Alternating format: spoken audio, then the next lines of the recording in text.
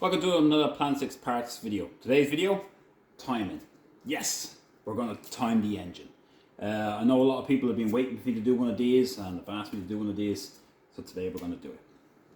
Okay, so how do we time it? Well, obviously we want to time the camshaft to the crankshaft.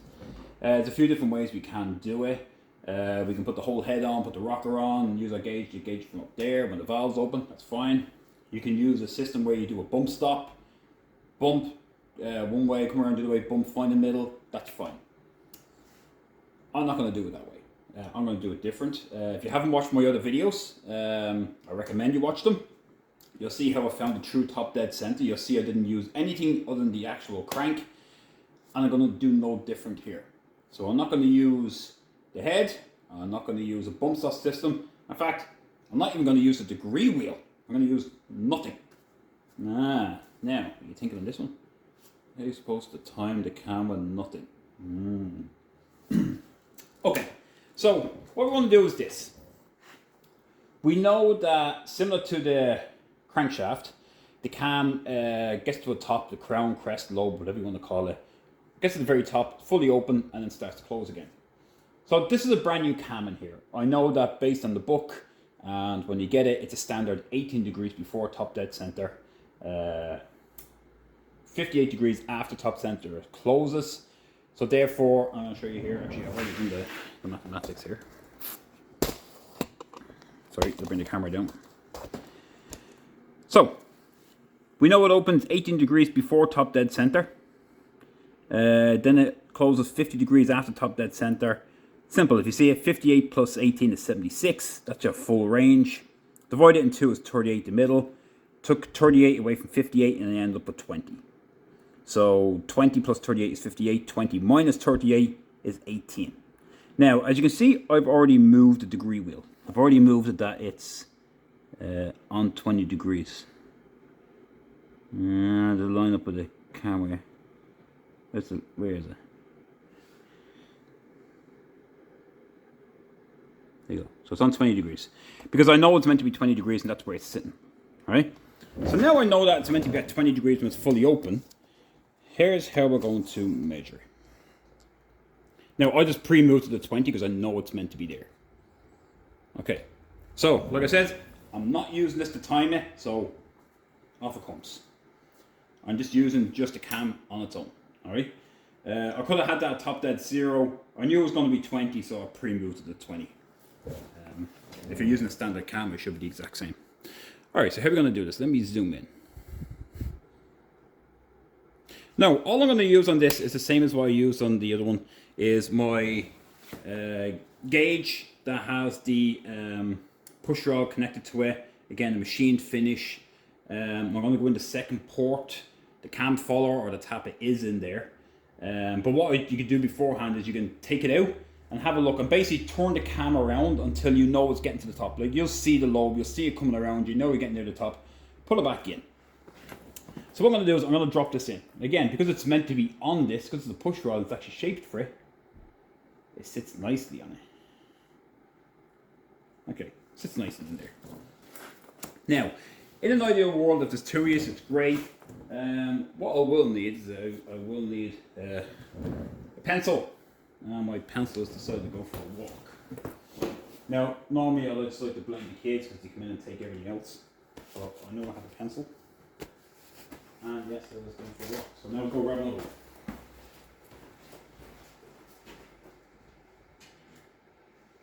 Okay, you want to make sure our pencil is sharp. I should have made sure I had this before I sat down and pressed record. Well, it is what it is. I can guarantee it, I'll find it. It'll probably be right here in front of me. Now, like I said, you want to make sure you're near the top. So if I move this, I'll know that it goes down. If I go the opposite direction, just have to be near the top. See where it stops and goes back down? Go the opposite direction, stops, goes back down. I don't need to move this thing far. I know I'm pretty much on the top of the head, so I only need to move it like 5 thousandths of an inch either side. I'm going to move the pencil because I think it's going to get in the way of the camera. All I want to do is find pretty much where the top is. Now, is it important that you zero it out? No. It doesn't have to be zero. In fact, it can be any marking. As long as you know where it stops and where it comes back down. And it's consistent. You know exactly where it stops. Because you'll see why. Let me move this a little bit. So I'm going to check the camera to make sure you can still see. Alright. Alright. Bear with me. This is what drags videos on a bit. Okay. So, just holding a small bit of pressure on it. I'm going to move it to the... Sorry if you see the back of my head. I can see where it stops. Goes back down. Stops, goes back down. Alright. So, that's it. Without moving it, do I have to zero it out? No, I don't. But I know it's on exactly 48. Exactly 48. Now, I can try zero this around and play with it and twist it and try get it down to zero and spend a lot of time, but I'm not. This stops bang on 48 to me. So that's my marker. I don't need to do anything to it because I know that's where it stops. Right? So I'm pretty much at the top. So now I know I'm on the top somewhere. How am I going to time it if I'm not using any other tool? I'm not even using the degree wheel. Well, welcome to the Planet 6 Parts. Price is Right. Here's what we're doing. As you can see, sorry, bear with me. I apologize for the camera, but like I said, I like to do the videos all in one go, so it shows that I'm actually really doing it and I'm not changing anything. So what I done was I got a simple piece of masking tape. I used a ruler and I draw the straight line. I took this tape here, which is, if you can see it, it's just measuring tape for clothing. It's flexible, it's cloth. And all I've done was put a bit of double-sided tape on it and I just cut it and put it on. Again, I just put it anywhere in the cam, as long as there's lines either side of it. So effectively, I've made the camshaft a degree wheel. So these are millimeters, but again, it's irrelevant. Now I know I'm pretty much on the center. What I want to do is, I now want to keep moving it until I'm pretty much well, I like to do 2. So let me see if I can do this so you can see both. So I have to zoom out.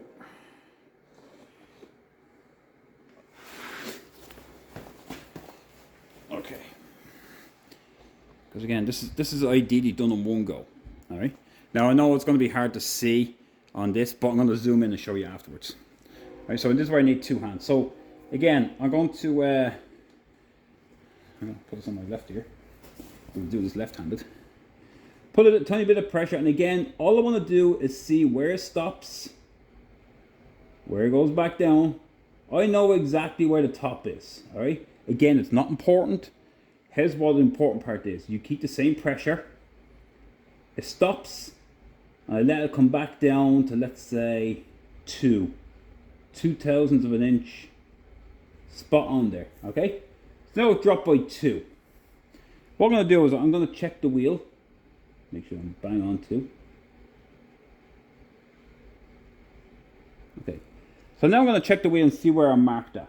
In this case, I am marked. Oh, I want to say I'm on this one.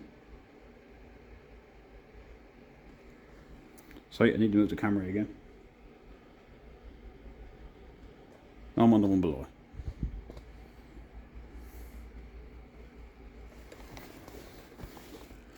If you can see,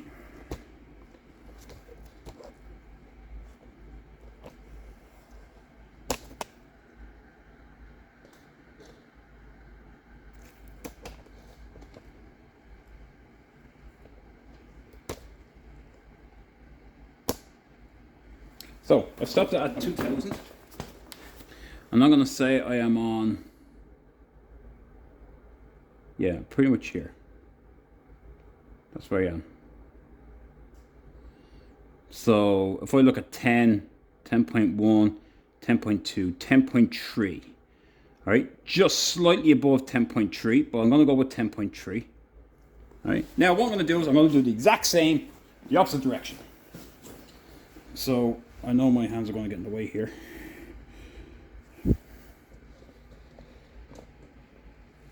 Let me zoom back out. Shoot. So I was at bang on 2000 degrees. On one of those, I'm going to go the opposite direction. I'll wait till it stops. I'm going to come back. I want to stop it at 2000 again. Again. Doesn't have to be perfect to where it zeroes out. As long as it stops and it comes back and you stop it in the exact same position as you did the first time. So now we're even at both sides. That's the main thing. And this one is just below this one, so it's here. Which is 9.7. 9.7 in between. It's in between 9.7. The same as that was sort of in between here. So now, what do I see here? What do you see? Now we have two markings. See them? So we know this is 2000, let's say before the lobe, and this is 2000 after the lobe. So, like I said, either way, we can see now there's our lobe. To find the middle, well, that's pretty straightforward. We count the markings. So, 1, 2, 3, 4. So we're halfway between here. Let's say we're halfway between there. All right? That leaves us 1, 2, 3, 4. 4, and then we're in between. So 1, 2. So I'm pretty much looking at almost bang on this line here. That's pretty much halfway. So now all I'll do is move it until it's right smack in the middle.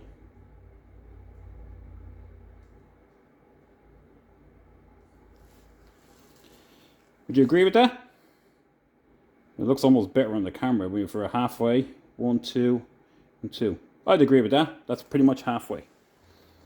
And again, like I said, I didn't zero out the gauge. It stopped on 48 for me. So the thing is though, as long as you do it in one go, like if it's a second person, as long as you hold it and you stop it at your point, you let it go, stops. As it starts to come back, you pick a point. When you go forward and it comes back at the point again, as long as you stop it at the exact same point, you're equal. You're equal both sides of the center. So like I said, it doesn't have to be zero. Try to remember where it is in the gauge. The less you move it, the better. But like I said, if there's two people to mark it, one to hold it and do it in one go, great. So now we know we're exactly on the center of the lobe. Now, I've already moved this degree wheel to 20. So we know this now matches up with the crankshaft. This is in the center. That's at 20 degrees. Now all I have to do is join them together. Now, it seems a little easy, but it's not actually. And the reason why is this. If you have brand new sprockets, you have no markings.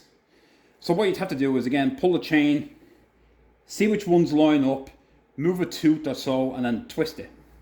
Now, let's say you move it, and in this case, it's perfect. To me, it's perfect. How will I know it's perfect? Because if I take the nuts without moving anything, I should be able to put them in and screw them, and they should screw in without moving anything, without any pressure at all, both of them, not just one, but both of them. Now, I know that's right. I know that's right, so because I'm bang on 20 here, and bang on the middle here, it's screwing in, so there's no play. If it moves the millimeter, yes, you may be 1 degree out, if that, but if you've done this and you had the new one and the holes don't line up, you can see a bit of an edge and a bit of an edge, well then, you can't move the crank or you can't move the cam because now it's going to be off. If you move the crankshaft, well then this is fully open, maybe 10 degrees difference, or vice versa. That doesn't work. The only thing you can do is move the wheel. So if the holes don't line up perfect, well then leave the screws out, lift the wheel off, and then move the chain and actually physically turn it and then use the opposite holes. And one of them should line up pretty much right. It's meant to be timed, so therefore theoretically it has to line up at some point. That way, like I said, if you don't have any markings and it's brand new, you know which ones you're meant to be in. Now for me, I know this is right because I can still see the outline of the tab that was on here. So I know I'm in the right holes. Now, when we get to this point, here's an important part. What you can do is, you can mark these. So like I said, if you didn't have any degree markings or timing markings on it, I could get a bit of paint and put a bit of yellow paint here and a little bit of yellow paint on the cam and blue paint, so I know exactly where it's meant to be when the line's up if I take it back off. Yes, if it's in there for 50 years like this, you're going to see the outline of the tab. But this sprocket, there's nothing wrong with it. There's no reason to change it, but if you did want to change it, at least you know. Now, the other thing what you can do is, now I know that this is lined up, because I have to take it back off to take the markings off while I put on the wheel. We can put I can put a drop of paint here, and then I can put another drop of paint somewhere in here, and then get a ruler, line them up and put another bit of paint right in the middle, and now create a marker line for this. Not for top dead center, but for when it's fully open. And the reason why you might want to do that, and it's a choice, is that if you take it back off and you need to put it back on and anything moves, you can now know that, hey, hang on a second. If I put this on and I put the 2 screws lined up that I painted and tighten it and I move it on its own, so it's dead on these marker lines, I know that's exactly top. You can reset that and put the chain back on again. So you can reset it that way. Then what you can always do is when you have it all set and done, you can always go back to top dead center and again, paint, if there's no tab or mark already on it, and then take it all apart and then stamp it. I don't recommend punching it while it's on the engine. Take it off, do it there. If you can scribe with a good blade and leave a line and a bit of paint, great. Or a heat gun, soldering iron might be a good one. You might be able to put a little mark in it, a little dot, just enough that you can mark it. Again, you're going to create your own timing markings. If you're going to do the engine yourself, well, doesn't make much of a difference. These timing markings are on it for our purpose that if we take the engine and we take it apart, it's easy for us to put it back together. So you can create your own that way. Now, this worked out as bang on because it lined up. So I'm going to tighten up enough and I'm going to check it. Where's my socket?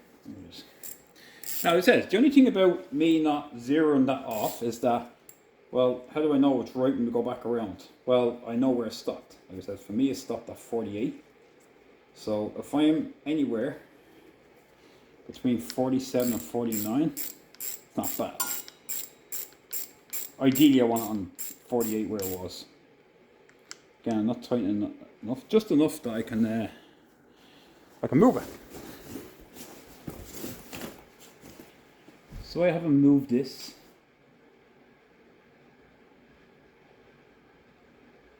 So to me, it's the way it's set now is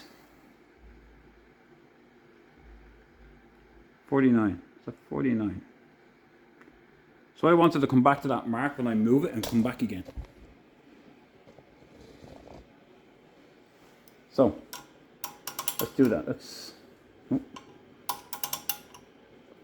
go back enough. And all I want to do is go back till I'm at 20 degrees. Or in this case, I can always go to a 48 or 49 on this and it should still line up.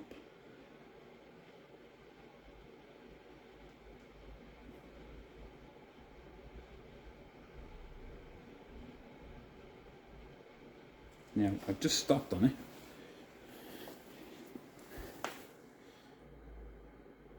And I am at 21 degrees. Now again, it's not perfect only because I stopped when the needle stopped. And again, that's no different than finding exactly where the top of the lobe was. So now I'm going to go to exactly 20 degrees.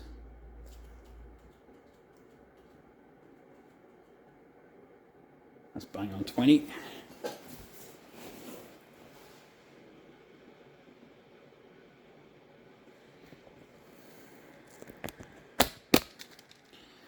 That's where I was when I put it in. That's me, it's still the same.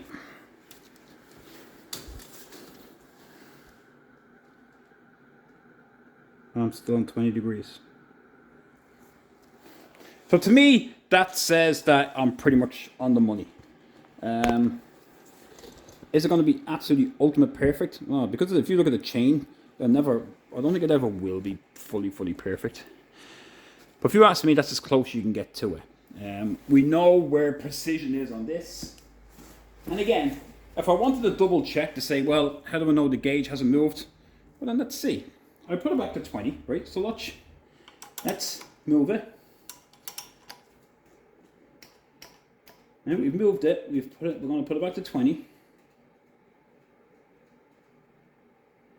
20 degrees. After top dead center, that's where it should be fully open. And this is how I know if it's going to be perfect or not. Not by the gauge, in case that moved, but by the markings we put on this. Because we know the marking on this was perfect. There goes the choo-choo train again. Ooh, I'm trying to rush because my battery on this is about to go dead. I know I'm dragging this on a bit, but I want to try to show that it can be done.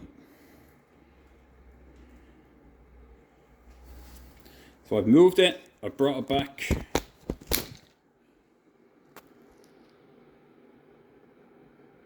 Look at that. Perfect. Absolutely perfect. So I know that after I've moved it, it's gone back exactly where it needs to be. Regardless what my gauge says up here, in case it's moved or got it stuck, I know for a fact that we timed this on its own with nothing connected. We moved this to exactly 20 degrees. We put it on, it lined up, I screwed it, I moved it back. Obviously I've moved it again. And now I stopped at exactly 20 degrees, and that is absolutely perfect. Absolute precision. And again, a lot of that can be just because of your wheel. Like I said, if it doesn't work this way, and you see a bit of an edge either side, it says, take the chain and rotate the wheel and go in, so let's say from this direction to this direction. But I know for a fact that this lines up perfect, so I'm more than happy now to take this off without moving it. It's the important part, you need to not be able to move it.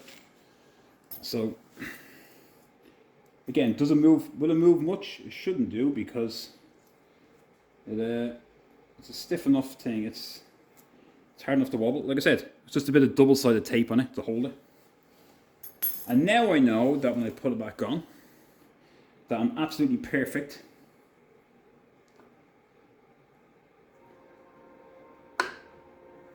Now I can put my tab on, and now I can put these back in, because I know these line up. Now I don't have a tab on my hand, so I'm just going to do this.